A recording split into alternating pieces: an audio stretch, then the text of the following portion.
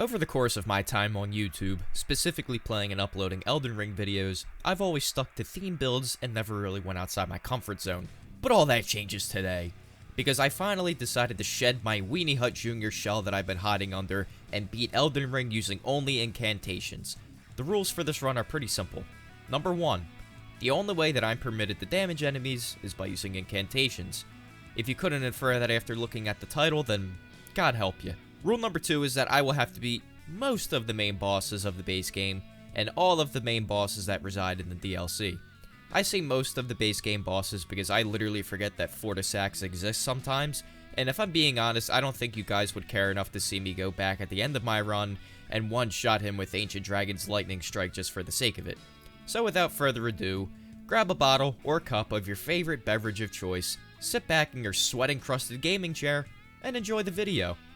As you could probably guess, I picked the Prophet starting class for the higher faith stat, and then I started off the run by killing myself. In-game, of course. The reason why I picked this as my first true challenge run on the channel is because I rarely use incantations in my builds. I'm normally a sorcery kind of guy, plus I typically enjoy melee style builds anyway. Before I made any real progress in the game, there was a ton of prep work that I wanted to get out of the way now, so I didn't have to worry about it later. So I went to the Weeping Peninsula to kill the Erdtree Avatar in order to get the Opaline Bubble Tier. This would save me from having to spend runes on upgrading Vigor early on in the run. Then I went to the Third Church of Marika and grabbed the Physics so I could actually use the Opaline Bubble Tier. I grabbed the left half of the Dectus Medallion, then I picked up the Flail. Oh shit, never mind, wrong chest. Yeah, there we go, that's the one. After that, I lightly jogged over to Caelid to grab the other half of the Dectus Medallion. And I figured I would grab Radagon's Soar Seal because why not? Believe it or not, the prep work wasn't done yet. I had a bit more traveling left because there was a spell found in Liurnia that I knew would carry me through the early game. I went all the way to the Artist Shack in Eastern Liurnia and I died about 9,000 times to this Leondel Knight. Killing him makes him drop the Dragon Cult Prayer Book, which lets me learn the spell I was alluding to earlier, Lightning Spear. But since I was a tad low on runes, I went back to Caelid so I could take out Grail and her decrepit spawn of Satan lurking around her. Pay no attention to the flail in my back pocket. I definitely did not just break my number 1 rule 2 minutes into the video. I headed to the Round Table Hold so I could actually learn Lightning Spear from Brother Corrin, and so I could juice up my faith and mind stats heading into our first real fight against Margit. Speaking of Margit, I was doing great damage, but for the uninitiated people who are new to the channel, I have a habit of choking boss fights in key moments. It's all good though, I was able to shake off that failure and I came back swinging the second time around. Lightning Spear and Catch Flame are great complementary spells to have. Lightning Spear works great as a chargeable ranged option, and Catch Flame essentially functions as my primary melee attack throughout the whole run. And when I say throughout the whole run, I really mean it. This is literally the first incantation you unlock from a starter class, and I would still argue that it's an A tier spell because of its FP efficiency and DPS potential. Catch Flame might have been the MVP, but Lightning Spear definitely won player of the game. Margit's old ass couldn't keep up with my range during the fight, and that eventually led him into the palm of my fiery hand to seal a win. I wanted to stay on my hunter-gatherer type shit, so I went to Caelid before fighting Godric to grab the Fire Shroud and Crack tier. And I killed the Caelid iteration of Anastasia so I could get the Sacred Scorpion Charm. This wouldn't really help until the DLC when bosses are not cringe and actually weak to holy. But for now, we've got Godric to worry about. The start of the fight really showed off the lack of wrinkles in my smooth brain because I whiffed 2 straight lightning spears. But once the real fight started, it was a similar story to the Margit fight. My goat, my sweet prince, Catch Flame functioned as my up-close and personal attack, and because Godric is virtually immobile, I could chip away at his health from distance with Lightning Spear. Fighting Godric at this point in my Elden Ring career is less about locking in during a tough fight and more about locking in mentally to make sure I don't fall asleep in the middle of it. If you keep a fair distance away as it is, you can basically just farm him. And on top of that, his phase transition is just a gimme that even the blind horse could take advantage of and get shitloads of damage. Maybe I should try that for my next challenge run. Beating Elden Ring, but I've got horse hoofs instead of hands. You know, that does kind of sound entertaining on the surface, but then again, I'd probably attract the wrong kind of crowd to my channel. I just imagine a comment section full of horse girls and bronies, and I threw up on my mouth a little bit. Now, Godric was probably the easiest fight that I was going to have all run, so I had to savor this moment, and I think, actually, this was a hitless boss fight, now that I look back at it, which was pretty sick, not gonna lie. Before the next couple boss fights, I went around grabbing some more shit for later. After I grabbed the Academy Key, I found the Howl of Shabriri, which is something I never really use. And then I killed the Liurnia avatar that drops the other 3 elemental damage crack tiers for the physic. Our lightning damage is about to intensify, brother. I made my way up the Dectis lift so I could trigger the Radahn festival, and so I could get more flask upgrades. I managed to get the first smithing stone bell bearing, but not before the Crystallian lodged his ring blade 3 inches deep into my skull. And after that, I went to the seal tunnel for the next smithing stone bell bearing. And more importantly, I successfully reduced the vulgar militiaman population by 1. It's tradition on the channel to kill at least one of these ankle biters in a video. I was feeling frisky and I felt like taking on the role of Giant Slayer, so I took on the big boy putrid avatar in Kaled and managed to not get vaporized by his dirty dumpster juice. This one gives a shitload of runes and 2 of the best physic tiers in the whole game. I won't get any use out of the Stone Barb tier in this run, but the Opaline Hard tier will be a staple in my physic throughout the run. I upgraded my Finger Seal to plus 12, finally upgraded my health more, and I went back to Altus's Golden Lineage Everjail so I could take out Chodefroy and get an essential talisman for this run. The Godfrey icon is a must-have when you're using spells that can be charged. Bitch, I'm a straight shooter, Brandon Roy! Was that a school shooter joke? Maybe. Into a fight that I did not anticipate even making it into the video, but here we are. The Red Wolf fight was a pain in the ass. That's the only way I can describe this enemy. It's not easy, it's not overly difficult, it's just a major ball ache. Even though this is one of like those mid-tier bosses in a playthrough, this is actually an important fight for me, because it allows me to get a new spell slot via the memory stone that drops after I beat him. I was really surprised to pull out a win here because I was down to a baby shit's worth of health, but hey, a win is a win. And there was no funny business happening with Moongrum this time around. Dude got sauced the fuck up. Renala, however, did not get sauced up. In fact, it was I who was getting sauced and tossed this time around, which is why you're seeing this fight beginning from the second phase. She managed to kill me a couple of times, and because of her spammy bullshit and constant fleeing, this has become my least favorite Remembrance boss fight in the entire game. Well, actually no. Maybe Commander Gaius can, eternally go fuck himself, but other than that, Renala is easily my least favorite boss fight.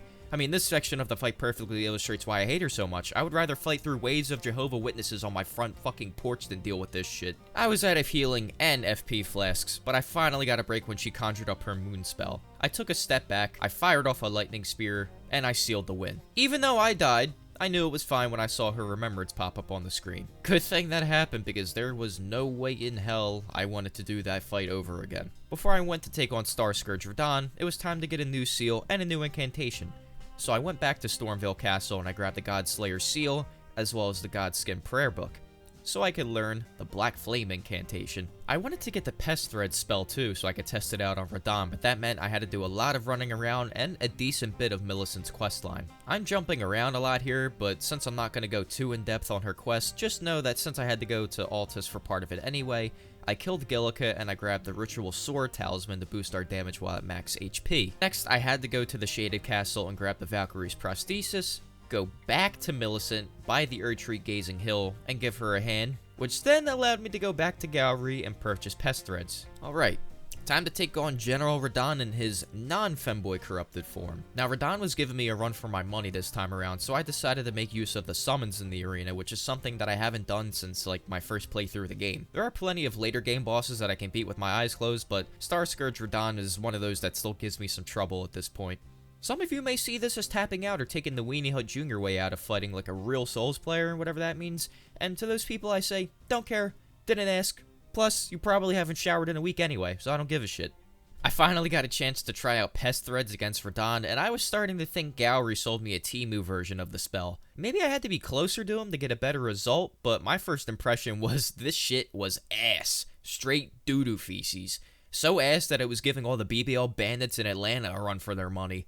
Radahn eventually got whittled down to phase 2, but I was already out of healing flasks. So I really started leaning on the summons in the second half so I could have some distractions from myself. What you're witnessing right now is peak gameplay. Don't let anyone tell you otherwise. Not even yourself. Little by little, the summons and I chipped away at Radahn's health bar, but out of all of the summons, the MVP of the fight was my boy Blythe. While I was busy leaping over a gravitational shockwave, he rushed in like the absolute hero that he is and managed to get the final blow onto Radahn. It's a shame you gotta kill him when you do Ronnie's questline. I really like that dude, but such is life in these Souls-like games. Me see shooting star. Me make wish for viewer to hit subscribe button. Me give thanks for you watching. Punga punga. I used the runes from Radahn's fight to upgrade the Godslayer seal. I'm not too sure about all the nerdy shit with which seals are right to use at which faith levels and whatnot, But I do know that this one has higher incant scaling than the finger seal, so that must mean that it does more damage. My plan was to go back to the Fringe Folk Hero's grave for the Dragon Communion seal, but I forgot to grab Stone Sword keys like a dumbass. So before I grabbed the necessary keys, I went and picked up the Poison Mist incantation for later, and then I finally went back to the Stranded Graveyard after getting a couple Stone Sword keys for the toll. I forgot that this fog wall needs 2 of them for whatever reason. Then I found a Banished Knight hologram and kilt his bitch ass for the Dragon Communion seal. Next up is arguably my favorite kill that you can pull off in an incantation only run, and it's on the Draconic Tree Sentinel. There's no crackdown damage numbers necessary for this fight. Truth be told, it's not even really a fight. All that you have to do is sneak around the edge of the wall out of his line of sight and tiptoe up behind him. Then, by casting Poison Mist, you don't trigger his AI at all, but you can still proc poison onto him. It's really a hilarious strategy and interaction that you should definitely try for yourself if this guy's giving you a hard time. I guess that, you could say this makes me the smart fella, and the Draconic Tree Sentinel the fart smeller. No? No? Not funny? Alright, well, we've got about 20 more minutes left before this dude dies, so you're stuck with my shitty jokes until then. One eternity later. That's it. I'm tired of fucking waiting. Get absolutely gamed on, nerd. And since Landale was now unlocked and Morgott was up next, I wanted to get some more peripheral stuff out the way. I did the Magnus invasion as part of Vare's questline. Then I went back to Limgrave and absolutely thundercunted patches into the next Oblivion so I could get his bell bearing. The golden foul feet are cool, but it's Margit's shackle that I'm after. I headed over to Vara so he could give me the Lord of Blood's favor, and oh no, I found poor Irina slain in cold blood. Oh my god, who would do such a thing? That's so crazy. A monster that's trying to get to Moog soon, that's who, baby. Well, I mean, I'm not gonna fight him just yet. I was mainly doing this so I could get access to the rune farming spot up here where you just kill the giant crow across the ravine. No matter how many times I do this, watching this dumbass bird run off the edge of the cliff never gets old. Look, man, I'm gonna need all the help I can get once I get to the mountaintops of the giants, so I don't feel bad about power leveling here. I've literally never fought the fire giant without melee before, okay? After I super juiced my health bar, I ventured over to Caelid again so I could grab a couple Dragon Communion incantations.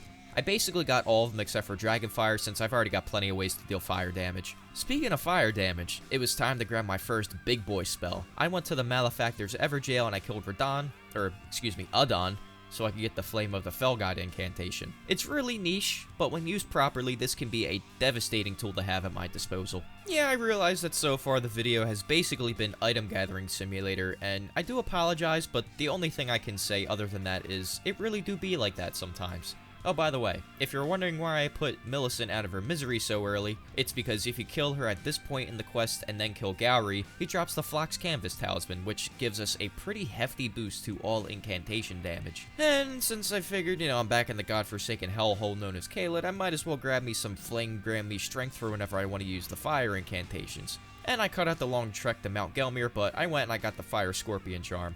I almost friggin' died trying to get the Lightning Scorpion Charm, but it was totally worth it. I'd argue that the most reliable incantations are from the Dragon Cult line, so there is no way I was skipping this. After all that, it was time to head into Leyendell and finally advance further in the game. So, if you don't know, the Godfrey Shade is weak to lightning damage, so I went into the fight focusing on using Lightning Spear. It was doing okay damage, but my pickle started to tingle when I saw how much damage Catch Flame was doing. The DPS on this spell is just ridiculous. What's not to love about Catch Flame? All my homies love Catch Flame. I was able to get like 1,000 damage on every punish, and on top of that, you can even cast this thing while jumping. Whose idea was it to make the incantation from a starting class arguably one of the top 5 incants in the whole damn game? Fighting this version of Godfrey gives me the same feeling as watching a 60-year-old Mike Tyson try to box. Yeah, you can kind of see some signs of the warrior he used to be, but you can also kind of see that he might be getting close to his next adult diaper change. After taking care of Golden Shower Godfrey, it was time to add a new seal to our collection. Killing this lightning bolt spamming bastard guarantees a drop of the Gravelstone seal, which boosts the power of Dragon Cult incantations. Similar to what I said about the Lightning Scorpion Charm, I would argue that this is probably the most important seal out of the run. But for now, I'd be keeping it in my back pocket, because I had a special plan for Morgott. I'm not normally one to use Margit's Shackle, but in a run like this, I thought it would be appropriate. I don't want to stroke my bone too much, especially because right now I've got my blinds open and I don't want my neighbors to get the wrong idea about me, but I think my choice of Dragon Claw was pretty sweet if I do say so myself. Using Margit Shackle twice means I can't use it in the fight anymore, but I already did a metric ass ton of damage, so I think it's an even trade. Soon after, I realized Morgott might have gotten silly with the beefy 5-layer burritos before we fought, and he exploded into phase 2. I got clipped by the falling swords, but I still felt like I was in complete control in the fight, especially when you take into account that Morgott's AI is about as intelligent as everyone's favorite white girl that thinks she's black. I thought it would be fitting to end off the fight with another Dragon Claw, so that's what I did. Dude basically got blasted into tomorrow by a Pokemon move. Now, this section of the game right after Morgott is my least favorite in the entire game, so I distracted myself by gathering some stuff. I grabbed 2 more memory stones, which put my total spell slots at either 5 or 6 at this point, I can't remember. And then I went ahead and I got the Giant's Prayer Book from the mountaintops. The spells that you get from that prayer book absolutely cook, no pun intended, so I was really excited to use them. However, since the next boss up is the Fire Giant, who just so happens to have a giant resistance to fire damage, I had to put those spells on the back burner. If you're still here after all those fire-related puns, then I'm really concerned about your well-being. But not as concerned as I am for my own well-being after fighting the Fire Giant in this run. I thought this would be one of the easier ones because I assumed pest threads would tear him apart, but that was not the case. Don't get me wrong, 2k damage is pretty good, but from what I remember a couple years ago when people were doing pest thread only runs, I feel like that number should be a little higher, man, I don't know. I'm probably complaining for no reason if I'm being honest. Like seriously, who in their right mind is gonna have a problem with doing that much damage to the Fire Giant? Me. That too, because I'm a spoiled sack of shit. If I had to guess, I would say the Fire Giant was easily the longest fight of the run, and it comes as no surprise. I spent half the time somehow not getting turned into a pancake even though I should have, and it seemed like every time I would get a single cast off, he would start rolling away like a little bitch boy. Pest Threads was also pissing me off because I felt like the tracking was a little off and inconsistent. I mean, it was starting to look like I was launching a bunch of errant cum shots around the boss arena. After what seemed like an entire episode of The Sopranos, I finally got him down to phase 2, and this is where the tricky part of the fight came in. I died at least 10 times before this attempt, and I was officially headed into the pre-crash out stage of the Gamer Rage bell curve, so if I died any more times, I probably would have just jumped off the roof of my house. My phase 2 experience across all attempts was really similar to this. I'd pull up on his bitch ass and get ready to rain down some big damage, but then Pest Threads would decide that it wanted to clock out for its 15-minute break as soon as I got the chance to use it. You see these lightning spears here? This was the first damage I was able to do in an entire minute. 60 seconds is not a long time, but in a boss fight in this style of game, not being able to get off damage for that long is like taking a shit and having to go a full day without wiping your ass. It's just terrible. You know what? This cast of Golden Vow might not make sense, but I can assure you that it was completely tactical, and it was a key part of my strategy. Yeah, woohoo, 45 damage, how fucking convenient, amazing. I was happy to finally bait out a decent attack for once in my life, so that meant I could pepper this seedless jalapenos dome with some pest threads. This was easily the biggest chunk of damage I got all fight, and I was in damn disbelief that the Fire Giant was actually close to dying. I had 0 flasks of any kind left, so I knew I had to end this fight soon. I decided to take the Fire Giant head on, just take it all right there in the middle of the snow, and go on the offensive. He missed, and what I thought was a guaranteed win was probably actually me being 2 seconds away from being burnt to a crisp. A close win, but a win is a win. Normally at this point in people's runs, they'd follow the herd and just head through Farum Azula, but I was feeling extra goofy, silly fucko style, so I thought taking on Mohg in this mental state would make the fight easier. Oh, and before we get into the fight, can someone who actually understands the mechanics in this game tell me if Howl of Shabriri can actually be stacked with Golden Vow? I actually don't know if I'm being honest here. Technically speaking, I could have just looked that up before writing this part of the script, but I honestly don't feel like it. I'm already putting at least like 12 hours into making this video, so I think I can be excused for not taking any more time to look up some bullshit. Now, this was after a series of failed attempts, and I was still mentally prepared to be fighting Mohg for a little bit because I was still in the experimental, like, oh, see what works for this boss kind of phase. Pest Threads was okay, but the casting speed was a little too long for my liking.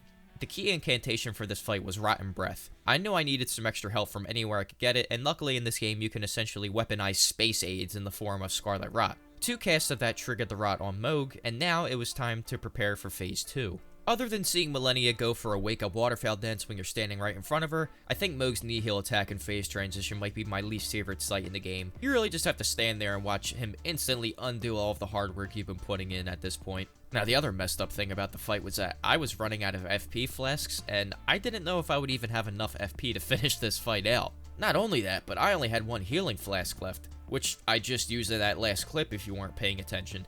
So I had to be really picky about which attacks I could punish, and I basically fully committed to finishing out the fight with Lightning Spear. I was having visions of being mid-cast of Pest Threads and getting squashed by Mohg's Spear, and I did not want that to happen. As time ticked on, I was thankfully getting into a nice groove. I think by now Mohg is definitely one of the bosses I have down relatively easily, but that's from a melee fighting perspective. I got a good opportunity to pelt Mohg with a couple Lightning Spears here, and I just barely dodged his Spear Thrust attack. I was shocked that Hitbox didn't get me, if I'm being honest. Mohg can be a pain in the ass, but now he's a necessary evil in the playthrough since he blocks your entrance into the DLC. On the bright side, this is probably the hardest main game boss that I had left now, so I can just start cooking from here on out. Just a quick stat check at this point. I bumped up my faith to 55 from our bounty of runes. And I said, fuck it, I'm going into the DLC because I want Knight's Lightning Spear. I gathered Scadu fragments as I went along. All of these things are located, but that's why we have guides. So by this point, I reached the Morth Ruins by taking the fuck away, up to Scadu Altus. If you've never done it before, like I said, that's why we have guides for these things. So I took the secret path from Morth Ruins all the way to Rail Base. And from there, I made my way over to the hellhole that is the Scorpion River Catacomb so I could get my hands on what is easily a top 3 incantation in the game. And honestly, maybe even number 1, Knight's Lightning Spear. Allow me to offer supporting evidence for my argument. This is Divine Beast Dancing Lion. Mr. Dancing Lion was taking absolute shit tons of damage from fully charged Knight's Lightning Spears. Now, your Scadu Tree Blessing level will heavily dictate how much damage you're going to do in the DLC, but I think I was only at Scadu level 4 or 5 here, and I got the meat sweats thinking about how much more damage I could have done. Also, shout out the Giant's Flame Take Thee, absolute banger incantation. Now, the Divine Beast has a pretty erratic moveset that can catch you off guard in certain situations, but after playing the game long enough and recognizing patterns between bosses, this guy is pretty much just like an ulcerated tree spirit with a Gucci belt on. And by that, I mean his standard attacks. I don't think any tree spirits are on this type of shit. And just like almost every other boss in the game, range attacks make this fight a hell of a lot easier. His elemental transitions give you plenty of time to get free damage off with any projectile. That doesn't mean the fight's completely free though. The DLC bosses are particularly good at punishing greed and cockiness compared to the base game. Once the Divine Beast pulled out his Tornado out of his bag of tricks, I knew I had the fight wrapped up. This is by far and away his easiest set of attacks to deal with in the second phase because you can basically just run past them if you're a decent distance away. The tracking on them honestly isn't really that good. Even though the fight was about showcasing Knight's Lightning Spear, I was able to cap off a victory with Catch Flame of all things. Just goes to show that where you get an item or a weapon in the game does not matter. If it's good enough, then it's good enough. Scadu! Up next is a boss that should have went a little smoother than how it turned out, but honestly, that sentence perfectly describes R'Lana anyway, so I guess I can't complain. Dude, the damage on this shit is just nuts. I really can't believe this is legal. I need you guys to really appreciate what's going on in front of you right now, because I really don't know if you fully understand what the hell you're watching. I don't think there's a single other build in the game that can do this disgusting amount of damage to R'Lana. Oh yeah, baby. That's the flock of turtles you guys know and love. Remember, I may be posting these YouTube videos, but that does not mean I'm good at the game. Speaking of balls, I got a fun fact for you guys. Did you know that the testicle that's on the opposite side of your strong hand is the one that hangs lower? So if you're right-handed, your left nut hangs closer to the earth. I don't know if this is true for everyone, but it's true for me, so it must apply to everybody else as well. R'Lana may be able to drop imaginary balls, but the only one with any real balls in the Shadow Realm is me. It was a sloppy interaction, but I prefer it that way anyway. Since the Golden Hippo is most people's logical next step, I decided to go through him first instead of directly going to the Shadowkeep via the fucko route that I mentioned a few minutes ago. And you know what? This time he was surprisingly tame and painless. Since the arena is covered in water, he takes extra lightning damage, and I even managed to stagger him at one point, which is pretty sick. I wanted to take on Mesmer next because I knew he'd be challenging for this type of run, but my first challenge was this mile-long ladder that would definitely concern me from an OSHA standpoint. There is no way that this is up to code. Oh yeah, and it's time for a new incantation. Fire Serpent is just chilling out on this random body over here. And if you want to know how Mesmer was going, well, the less you know, the better. My lack of healing flasks and lack of being alive should say enough. So I made the grown-up choice and decided to fight a different boss and go back to Mesmer later. The Putrescent Knight should have been simple. Now on the way to the boss, this misbegotten warrior had to meet his untimely demise because he's holding the multi-layered Ring of Light incantation, which is just more rings for the price of one. Yes, I died on my first attempt. No, I will not speak about it. The Putrescent Knight doesn't really have much health, and he's really weak to holy damage on top of that, so this fight should theoretically be the perfect one to introduce multi-layered Ring of Light. However, I have a vice, an addiction if you will. Can you really blame me? I mean, how could I turn my nose up to 4,000 damage with one cast of Knight's Lightning Spear? I mean, it doesn't mean multi-rings are worse. These will have their time in the future, but Knight's Lightning Spear is just too good to ignore. When you've got an incantation that rips off dumpster-sized chunks of health from a boss, you'd be a fool not to use it. And I do not want to be fooled once, twice, or thrice about anything in this game. Oh yeah, easy peasy, G-easy makes me queasy. Unironically better than anything that man has ever written, by the way. I decided I had enough of the DLC for now, and I was due for upgrades to the seals I was using anyway, so I wanted to do Fire Missoula next. For those of you who are new to the channel and are considering subscribing, please get used to me jumping all over the place now, because that is just what I do. So not only do we get the final smithing stone bell bearing upgrades a little later in the area, but Fire Missoula also contains the Ancient Dragon Prayer Book. Books are useless in this game without a giant turtle priest to translate them to you, so I went to the Church of Vales again to have Muriel teach me the ways of the ancient dragons, and I learned the best incantation for the handful of huge bosses that we'll be fighting later. This is the part that I would be talking about beating the Godskin duo, but I ran out of FP, because I grossly overestimated how much I would have to heal myself throughout the fight. They can have the victory this time. I'll be back. This is the first time in a while I wasn't using sleep pots on this fight, and that's because you don't really need to when you're using this type of build. And by that, I mean when you're using Knight's Lightning Spear, because that spell destroys everything in the base game. Nobody really enjoys gang fights, but there's something satisfying about cheesing them without really cheesing them, if you get what I mean. When the Godskin Apostle phase transition, he started speed walking at me like he was the Terminator or some shit. Luckily, most of my spells work around his input reads, so he went down without much trouble. It was just me and the fat man duking it out. But since he's a big dumb waste of space, he actually got stuck on one of the pillars and suffered from an overwhelming surplus of lightning spears to the dome.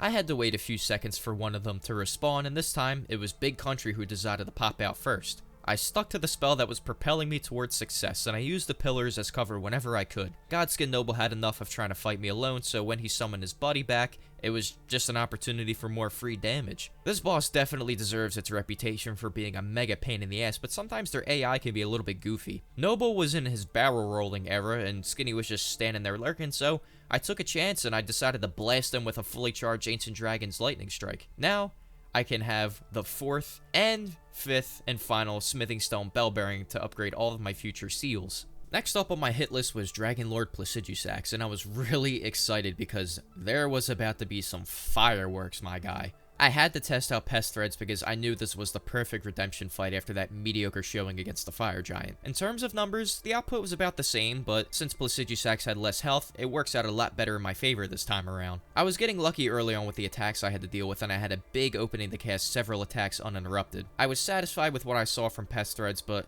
I wanted to see how much damage Ancient Dragon's Lightning Strike could do against this dude. I would have to wait a minute for that though. Old Placid decided to bend the rules as well as space and time into his favor. My opportunities to use a spell with a longer cast time would be few and far between in Phase 2, so I had to make my chance count. But I got my chance first try, and when Placidusax went for a Fire Breath attack, I knew it was time. So I went behind him and I was expecting maybe like 4,000 or 5,000 damage. And while I did reach that mark, I also fucking obliterated him in the process. I was laughing so hard when this happened because if I just did this at the start of the fight, I probably would have just ended this fight in either 1 or 2 hits. Only one thing left to do in Fire Missoula, and that's take on Malekith. Knight's Lightning Spear may be the better spell logically and mathematically, but Catch Flame has my heart on its strings. I fucking love this thing. Now, the Beast Clergyman part of the fight can be done on autopilot if you have decent ranged ability, and whenever I needed to heal, I would just hide behind a pillar for a second or two. I broke out Fire Serpent for this fight, and I have to say, I don't think I used it nearly as much as I should have in this run.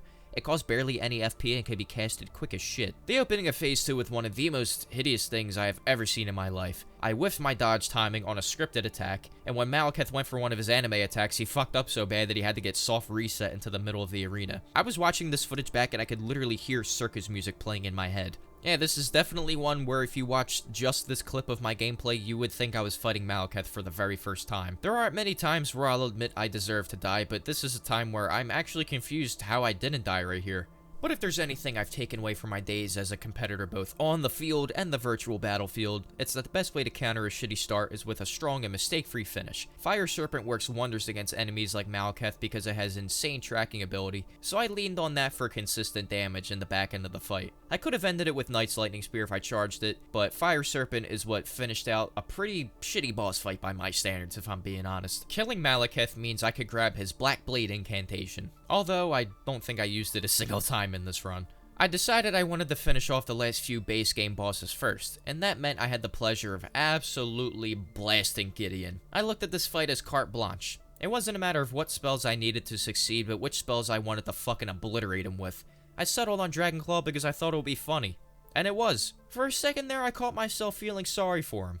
But then again, this dude is probably your biggest op in the game lore-wise, so that brings me back to reality. Next up is Godfrey, and I should probably just name these next couple minutes the Catch Flame Show, because this spell was literally built for this fight. After every axe swing, Godfrey got his ass cheeks lit on fire, and after every stomp, I was able to cast Catch Flame as a jumping counterattack. I was having a blast. I know I've been waxing lyrical about it, and you're probably sick of it, but there's a reason why I'm doing this. Catch Flame is perfect for almost every scenario. Except for when you need a long-range option, of course, but that's why Knight's Lightning Spear exists. It's unguardable. Success with Catch Flame was already established. Now, I was curious to see where I'd be able to use Knight's Lightning Spear in the Hoarah phase of the fight. He can close gaps in the blink of an eye, and I was afraid of getting caught in the middle of an animation, but I eventually found enough time to get off a fully charged attack, got huge damage off. Side note, I'm not trying to brag or anything, but I think this is objectively my best ever fight against Hoarah. I had this shit on lock, and I was barely taking any damage throughout the fight. I mean, that doesn't mean I was perfect or anything like that. I mean, who do I look like? Gino Machino or something? You gotta be realistic about my standard of gameplay here, guys. It was just a tiny hiccup, though. Flock of Turtles rules. Godfrey drools. Oh, Radagon. If only you knew what was about to come your way. I decided to give Dragon Maw some love because I haven't used it up until this point, and it's a good thing I did because it did approximately 1 walrus worth of damage in one hit. I came prepared with a few other spells, specifically for the Elden Beast fight, as I knew Catch Flame would be only really useful against Radagon. If you've tried to use projectiles against Radagon, you'll understand why I'm not using them. He can parry almost everything outside of DMs from a femboy, which makes me wonder, since Marika and Radagon are the same person, does that make Radagon a femboy, or does it make Marika a ladyboy? Some food for thought, perhaps. Well, that's about as painless a Radagon fight that you'll see on YouTube. Now it's time to blast the Elden Beast into a different dimension with these other spells. You know what? I feel like I had every right to expect a damn near 2-shot kill from Ancient Dragon's Lightning Strike. This is my first time ever complaining about only dealing 6,000 damage to an enemy in one hit. I had an actual fight on my hands now that I wasn't prepared for. I understand you can use Torrent against the Elden Beast now, but I don't know, man, I still prefer going without him. There's only a couple attacks that I like to summon him out for, and for some reason one of them happens to be the attack that Torrent can't frickin' dodge. And Pest Threads. Don't even get me started on that shit, okay? I would have gotten more damage from using a fucking pea shooter than that spell. I swapped back to Lightning Strike, and lo and behold, it actually worked, because it's actually a good spell. Yeah, I am not having a good time right now. I can think of 100 other places I'd rather be than stuck in this grab attack. I know I'm a hypocrite for talking shit on Pest Threads and then immediately going back to using it in the gameplay, but I'm stubborn, you know? I wanted it to work so bad that I couldn't help but kind of force it a little bit. Holy shit, look at that. That's the Pest Threads that we all know and love right there. This fight was going on a lot longer than anticipated, but sometimes I forget how deceptively cringy this fight can be. This entire fight is less about difficulty and more of a way to test and exercise your patience, and dodging waves of holiness from a giant sword. Something I completely forgot to consider is that this entire arena is covered in water, so I was happy to see Knight's Lightning Spear do some bonus damage here. And for as much shit as I was talking on Pest Threads, I sealed the victory using it. It was a decent showing, but I think I could have done a better job of showcasing the spells for this fight. So from here on out, it was just DLC bosses I had to worry about. Yes, I know I'm technically leaving 3 Remembrance bosses on the table in Fortisax, Astel, and the Ancestor Spirit, and at the time, there was a 4th major Remembrance boss that I completely forgot about, but we'll get to that later. Yeah, but the other 3, I honestly don't really see a point in fighting them. I mean, they're optional, and they're kind of just like doo-doo bosses anyway, so I don't really give a shit. But, yeah, back to Mesmer. He is a boss that I have, like, never fought without melee, and I probably never will ever again after this, and there's a good reason. Unless you're right up against him, and I mean, like, right up against him to the point where you can smell his breath, the attacks that he chooses are absolute cancer to deal with. At this point, I'd been fighting Mesmer for a solid like 2 or 3 days, and I couldn't figure out which incantations were viable against him. His attacks are so fast, and about 90% of the sorceries and incantations have just too long of a cast time to be useful. So I stripped back everything except for Knight's Lightning Spear and the regular base game Lightning Spear. Knight's Lightning Spear was my go-to for a quick burst of damage, and Baby Lightning Spear was there when I knew I didn't have enough time to cast KLS. The upgraded version has a slightly longer cast time, so there were instances where I had to settle for chip damage essentially. I was getting stressed out because I had to figure out on the fly which spell I had to use in which situation. 1 snake, 2 snake, red snake, blue snake. For as frustrated as I was trying to beat Mesmer in this run, he's still by far and away my favorite boss in the DLC. I think he's the best design, and I love the marketing fake out of him being a stepping stone boss instead of the final one you fight. And I think he's the perfect balance of fair and difficult. I probably should have ended the fight right there, but I was so afraid of choking, and I was on this fight for so long that I was playing it safe and I didn't fully charge Lightning Spear there. It's all good though, because Mesmer gave me the perfect attack to punish after that, and I finally got out of the first circle of hell on this run. Now, we could get into the second circle of hell. At the time, I was torn between which area of the DLC I wanted to go to next, so instead of making it complicated, I stayed local. That meant having to drain the Shadowkeep's church district, so I could eventually make my way down to the backfields where they keep the farm animals, aka the second circle of hell. Everyone was complaining about Radahn when they should have nerfed Gaius' charge attack instead. I had zero idea how to actually fight Gaius coming into this fight. And I mean it. When I say I probably had a better idea of how to fly a plane than fight this boss, I'm dead serious.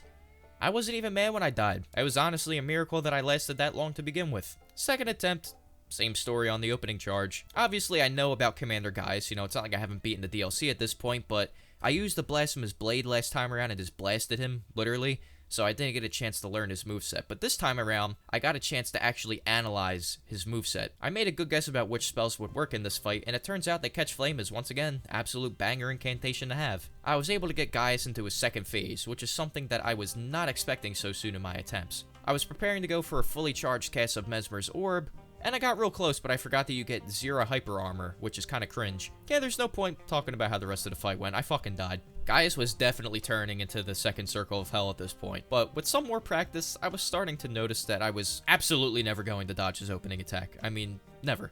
And 2, much like Mesmer, I needed spells that had quick casting times. Having quick spells at your disposal against these DLC bosses is not a recommendation, it's a requirement. Since Gaius is pretty weak to holy damage, I put on Multi-Layered Ring of Light again, and I added Fire Serpent for its tracking ability. Fuck Gaius' charge attack. All my homies hate Gaius' charge attack. That attack might be borderline unavoidable for me at the moment, but I think I've got a hang of just about every other one of his attacks by now. This combo he does in combination with the boar is the main one I was concerned about, but I think the key is to think opposite of what you know as a Souls player. Dodging backwards away from Gaius on the first 2 swings is actually better. And since prior to this attempt I accepted the fact that Knight's Lightning Spear would pretty much never leave my build, I was able to maximize my damage output on Gaius' big gravity extravaganza attack. Fucking huge. Side note, anyone that subscribes from this video and watches me in the future, if I say extravaganza unironically in a video, just leave. Never watch me again. The Multi-Layered Ring of Light does very well against Gaius, outside of the obvious fact that it deals holy damage against a dude that hates holy damage. The ring attaches to its target for a few seconds after it hits and deals continuous damage, so it kind of makes sense with how Gaius' movement is. Think of it like a round peg into a round hole, if you will. Shout out to Fire Serpent for getting the kill shot. I haven't used it much, but when I have,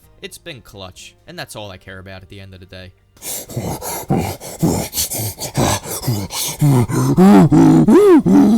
After Gaius, I grabbed the Oh Mother emote for later, and then I slapped on a bunch of fire incantations and waltzed into the Scattertree Avatar's arena thinking I was gonna steamroll it and pick up an easy dub. The opening of Phase 1 reinforced that bias that I built up heading into the fight. Flame Fall Upon Them did a monstrous amount of damage to start things off, and then the Scattertree Avatar went with the easiest attack in his arsenal to dodge, which I used as an opportunity to answer with Fire Serpent, ending Phase 1. I kinda goofed up and got off a riposte with my fist, and since it technically breaks the rules, but, you know, I thought Fire Serpent would be a good way to get some chip damage while the Avatar did his dash attack to open Phase 2, but apparently he gets iframes, so that was kind of a bummer.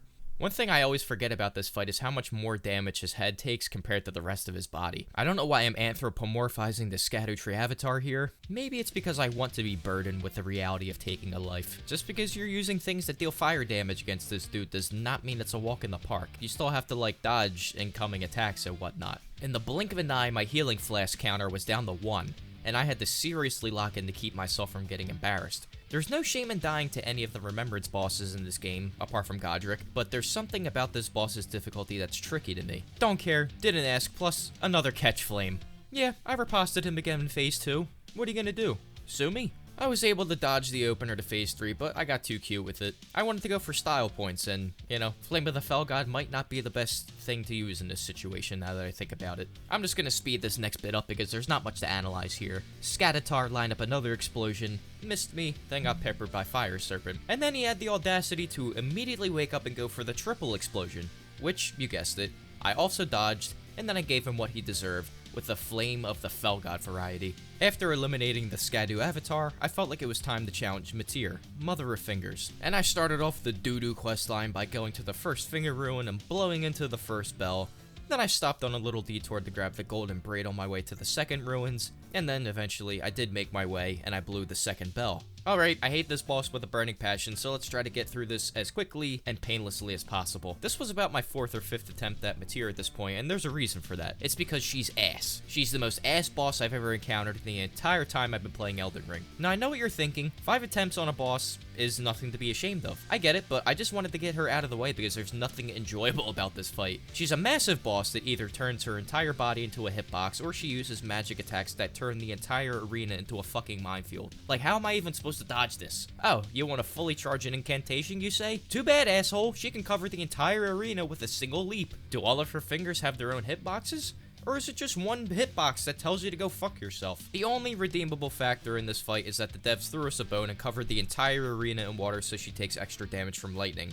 Otherwise, I'd probably skip this boss in every single playthrough. This is one remembrance that I would like to forget about. If you're interested in what my stats looked like at this point in the run, pause the video here to get a better look at them. I was debating whether or not to include the Count Ymir fight, but in the end, I figured I'd throw it in as a little treat. I considered it a reward for the terrorization that I had to go through fighting Matir. I don't even know if terrorization is a word, but I'm putting it in there. In terms of the major NPCs, I would definitely rank him below Gideon in terms of difficulty. Yeah, he'll get some damage off onto you, but I really don't ever see the potential for him to kill me unless I'm doing a level 1 run or some shit like that. Next up on the agenda was Baal the Dread, but of course, that means we've got to get through the mini-boss with the funniest name in the whole game. I can't even imagine what the meeting was like when they were finalizing the names of the bosses. It's like, alright, so we've got this ancient dragon themed boss before the Jagged Peak. Why don't we give him some cool background and a sick name? Ancient Dragon Acolyte? No. How about Ancient Dragon Warrior? No, just plain old Ancient Dragon Man. Finding out that Catch Flame basically stun locks him was even funnier to me. I still can't understand how one of the starting spells is this good this late into the game, but I appreciate it for what it is. And I'm gonna skip the Jagged Peak Drakes. Ain't nobody trying to hear me yap about some fodder dragons before the actual big dragon fight. It's the moment you've all been waiting for. The Flock and Egon show, baby. I kinda goofed up on my first attempt, but I wasn't stressing too much about it because I knew if I got a good connection with Ancient Dragon's Lightning Strike, the fight was pretty much over. Now, the question was, when would I be able to even get that? Oh yeah, this should be perfect. JK, Baal was still invincible because he was in his grab attack animation on Egon. I finally got the chance to charge one up, and it did an assload of damage, but I felt like I could do one better. By the skin of my teeth, I was able to get off another one in quick succession before potentially getting roasted alive by Baal. That was enough to stagger the Dread, which meant it was night-night for him. And with that goes one of the last easy fights in the DLC.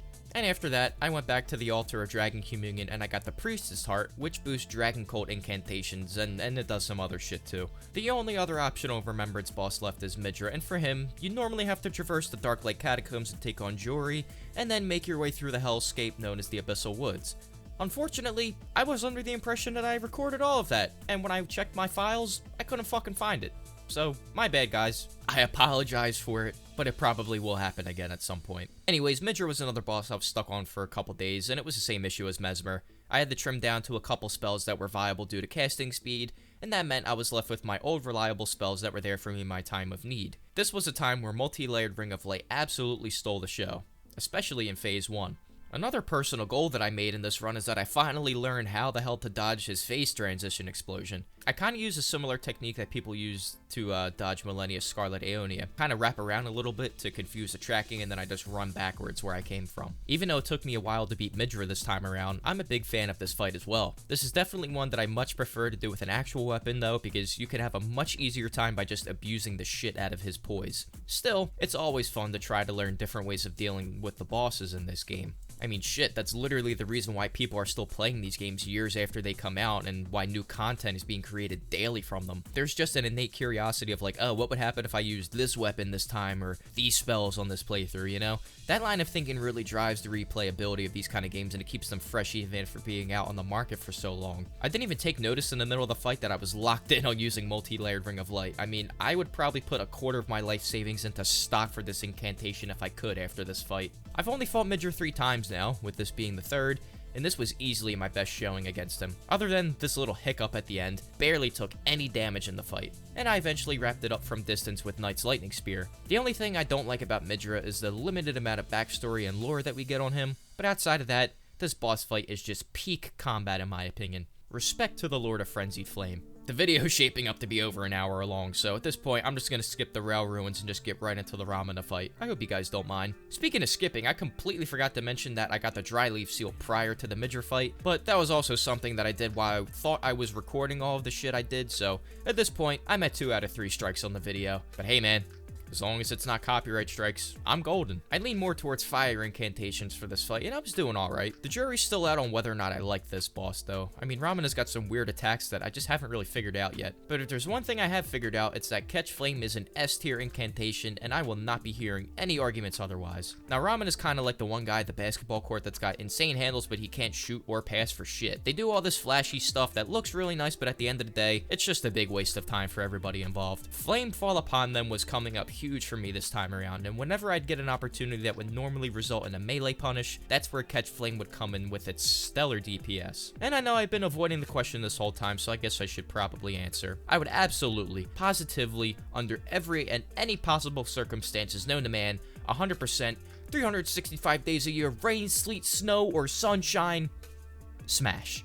Flock of turtles, more like freak of turtles, am I right? But with like no actual turtles involved, of course. After traversing through the gauntlet that is Endiri Limb, it was time to face off against Letta and her allies. Now I wanted to use the Priestess Heart at least once in the run because I didn't foresee myself using it against Radahn. And yeah man, it kind of makes KLS blast through motherfuckers even more than it did before, so I guess I probably should have been using it. Since I had my head on straight and ignored most of the NPCs other than Hornsent this time around, it was only him, Dryleaf Dane, and Letta that I had to deal with. This is not an accurate representation of how this fight normally goes for people, man. Normally this fight is just one giant clusterfuck, but I was able to kinda cheese it this time. I summoned everyone's favorite sanguine noble, Natan, to help out with the cause. He's a solid dude. I even met his wife and kids. Seems like he's got a really good head on his shoulders and a nice future ahead of him.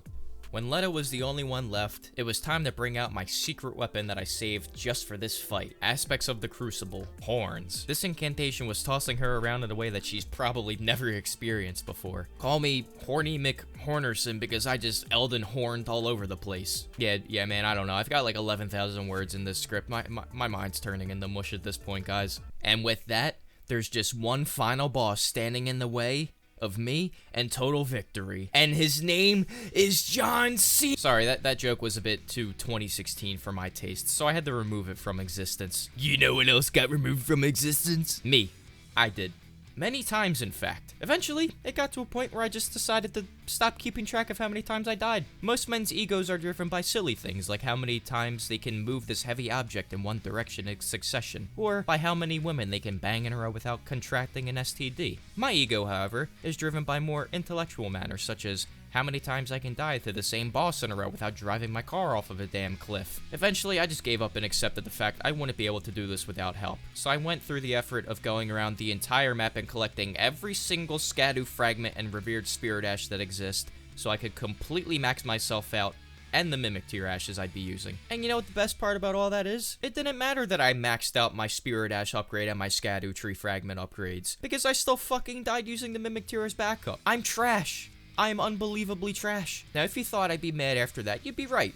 but imagine how angry I was after getting Radahn down the kill range and just not casting anything. Literally just standing there when I could have cast Fire Serpent and ended my suffering right then and there. It actually got to the point where I was considering chalking this fight and just uploading the video as is because I was so frustrated with this fight and it felt like there was no way on earth I'd be able to do this. But it's a good thing I didn't, because not only did I completely forget to fight a very important remembrance boss that I alluded to earlier, but I would have robbed both you and me of the satisfaction of besting this monstrosity in front of us. Even though there are still some attacks like this one that I don't really understand, as crazy as it sounds, I kind of feel comfortable fighting Consort Radahn now. Outside of some of the crazy shenanigans he pulls in Phase 2, most of his attacks are just repeated from Phase 1 but with added holy AoE aftershocks. Now don't get me wrong, I still don't feel like I could just wipe him completely, and make no mistake, I still know for a fact that I would not have been successful if it wasn't for the Mimic Tier at least somewhat distracting Radahn, and I can also recognize that a lot had to fall into place for me to come away with a victory in this fight. If I tripped up once and got hit by one piece of a combo, I would have gotten smoked by the rest of the hits and then I had to start all over. This is the most grueling and punishing fight in the game, and for a reason. It's just a shame that the weapons and spell you get from the Remembrance are complete dog shit, but that's besides the point of this video.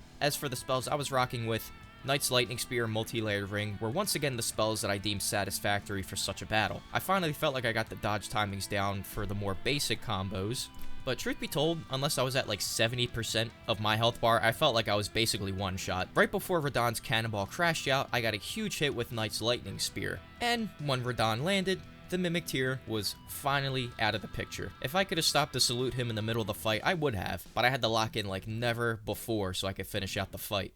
Consort Radahn geared up for his supercharged rock sling attack, but I didn't think I had enough room for the proper dodge technique on his follow-up holograms. I was running backwards and I was running into the Gate of Divinity, so I was literally running out of real estate. By some minor miracle, I only took a small amount of damage, replenished my FP, and I got a cast off of KLS that was agonizingly close to a kill. But Radahn went for a very basic attack combo, so I just swapped to Multi-Layered Ring, dodged the final flurry of attacks, and sent Radahn's bitch ass packing after what felt like an eternity. And then I put my controller down and stared at my screen in disbelief that I actually fucking did it. Oh my god. But something felt a little off. Something that I couldn't quite put my finger on. Does anyone have any ideas what it could be? Oh yeah, that's right, I forgot to fight fucking Millennia. Out of all the bosses, I forgot Millennia. So, I went back into the mountaintops, blasted Nile, so I could grab the first half of the Haligtree medallion, and then I killed this homeless man in the Albanoric village for the second half. Back in my day before Consort Radahn and all that fancy shit, there was Millennia, Blade of Mikola. I've got the courage to fight her, but who in here has got the courage to tell her that her brother is a power-hungry fucking lunatic? Not me, that's for sure. You know, I really wish there was more for me to say about this fight other than that I just hung back and blasted her with Knight's Lightning Spear, but that's all I've really got to say. It was kind of anticlimactic, to be honest. Here we have the second hardest boss in the game, and she's just getting rinsed. I got her down to Phase 2 really easily, and then when she geared up for her Scarlet Aeonia opening, I took the opportunity to chug an FP flask and prepared myself for the bountiful harvest of free damage that awaited me. As much as I wish I used more of a variety of incantations for you guys, how could I pass up the chance to embarrass Millennia like this? I did try to use Mesmer's Orb once, but it didn't work and I was like, fuck it. If it ain't broke, don't fix it. I don't think Millennia got that memo though, because she thought going for another Scarlet Aeonia would be beneficial for her. I mean, sure, if that's what you have your heart set on, go for it, sweetheart. I'm not gonna stop you. Just imagine, if I had the Priestess hard on, I would be doing even more damage than this. Sheesh. And you already know I had to get in my obligatory Catch Flame plug. I probably could have soloed her with just that spell. But you know what? I chose not to. Not because it would have taken longer or anything. Nah, I just wanted to punish her for all the times in the past that she's killed me. What a way to end the run. Fucking smoking what was considered to be the hardest boss in Soul's history before Consort Radahn came around. And that is the end of that. I hope you enjoyed the video and have a better sense for what you can do with the incantations in the game now. This was my first time ever doing a run without melee, and I'm happy I finally gave this a shot because some of these incantations are just busted, and they should never leave your spell slots if you decide to go for a faith build. I had a ton of fun with this video, but this also took a long time for me to put together. So if you could hit the like button for me, that'd be sick. And if you like what you saw from me today and are interested in more videos like this, please do us both a favor and hit the subscribe button. That's all from me for today. I've been Flock of Turtles, you've been amazing, and I'll see you in the next one. See you guys later.